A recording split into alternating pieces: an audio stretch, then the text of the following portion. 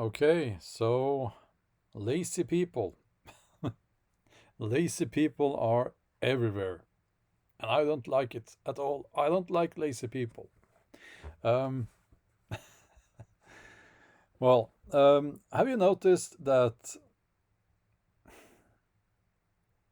there are more lazy people around than ever? Have you noticed that this whole coronavirus and COVID-19? I guess they're going to start calling it COVID-21 now when this whole virus when they have enough mutations. COVID-29, 21, sorry, and there will be a 2029, but that's a topic for another video, I guess. Um, there are lots of people out there who seem to be loving the fact that they don't have to go to work, that they don't have to achieve as they as they used to. It's expected from them almost that they will be underachieving now. So, yeah. By the way, I'm sorry about the surroundings. I promised to do something about that, and I promised to do something about this camera as well. These videos from my study, they're quite popular for some reason. So I'll get a better camera and fix the surroundings a little bit. It's a bit. These are some of my sleeping bags. But anyway, I want to, put my finger on this whole problem with people underachieving, people being lazy. There's a rule of thumb that when you do something every day for a month, it becomes a habit. It becomes ingrained in your daily life. And we have been living with this, what should I call it? Some people call it the new normal. I don't like that term at all. This insanity, that's a better term, for a few months now. So most people have become used to and accustomed to this new way of living. And having a home office, for instance, I think people have started to realize how difficult it is and how easy it is to become lazy when you have a home office. Now, myself, I've worked from my home office for all my life. I'm a novelist, so that's, it's quite normal for a novelist to work from home, but so I'm used to it, but I'm also, and I think it's not I'm not saying this to brag or anything.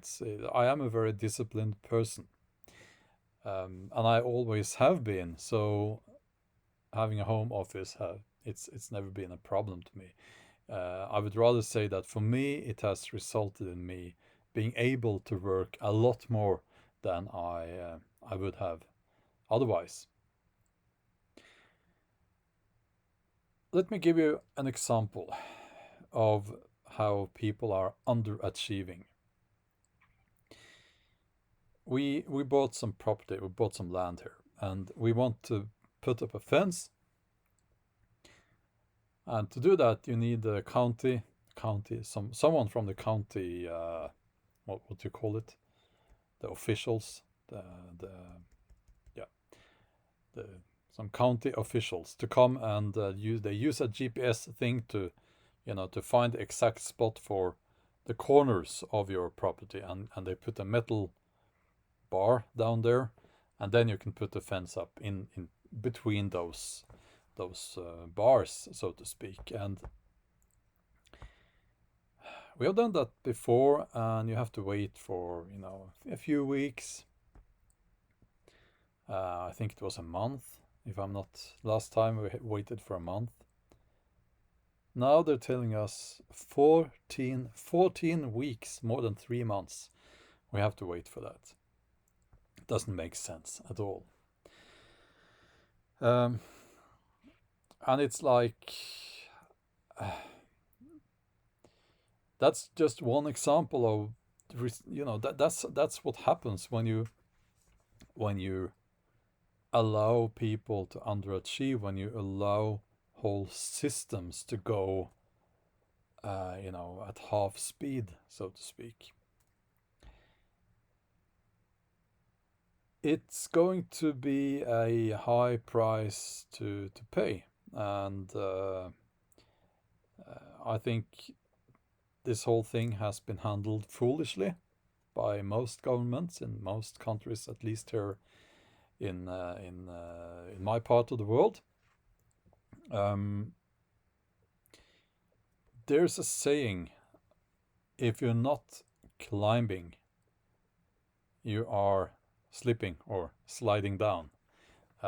Meaning that if you're not every day climbing up that hill and doing your best and accepting that struggle, accepting that it is an uphill battle. Everything worth fighting for, everything worth anything is an uphill climb. It's a struggle, and if you don't accept that, if you become lazy, you will slip, and you will end up at the bottom of that hill, and other people will take your place. Do not for a second believe that your place, if you're one of the lazy people, I don't think you are if you're listening to this. If you're still listening to this, you certainly are not. But to those lazy people who are, I would say that other people might already have taken your place.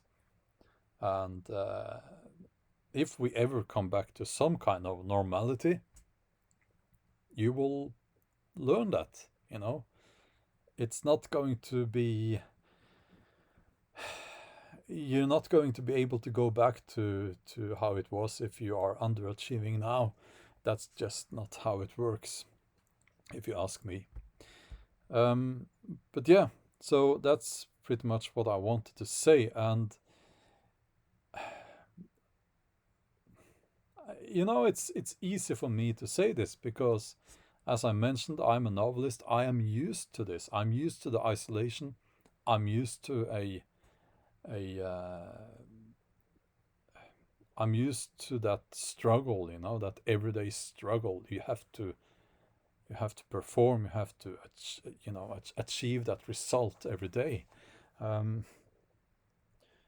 So I guess for me, it hasn't been I've barely noticed a change in if anything, I've become more effective because I've had slightly less emails and stuff like that during the last few months, which that always helps. So, but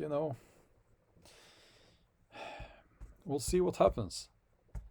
And yeah, but I think also, I'm sensing that people are snapping at each other more. They are irritated and yeah. But I guess that's a topic for another day. But let me just say that entire populations have been subjected to what we call neuro-linguistic programming, actually. That's what's going on. I'm not saying there's like a master plan behind this or anything like that, but I'm just saying that is a result of hearing about, so many new cases, or so many, this is terrible, virus every day, we're all going to die and all, it's horrible.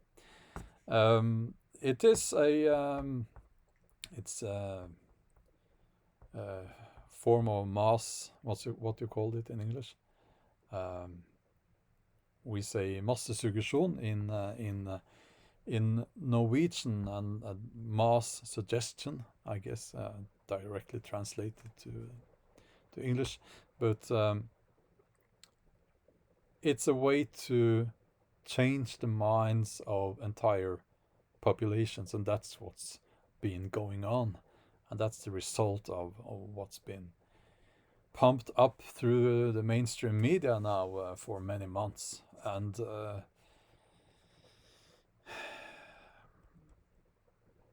let me just say that these people should be held responsible for, yeah, no, let me just leave it at that. But it's